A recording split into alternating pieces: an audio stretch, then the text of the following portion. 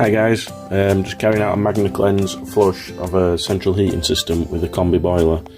That is absolutely chocker. You can see the difference in the colours of the hose there. I'll add some pictures of the magnet when we're done.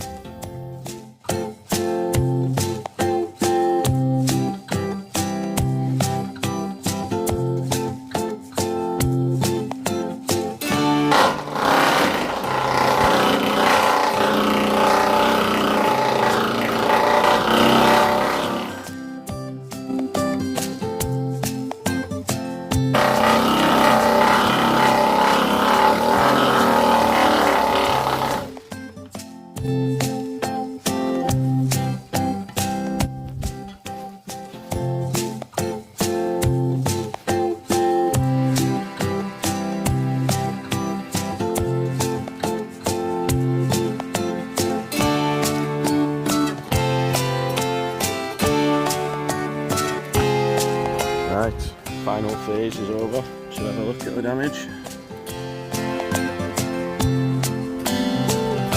Yeah, it's just a bit of magnetite on there, don't you think?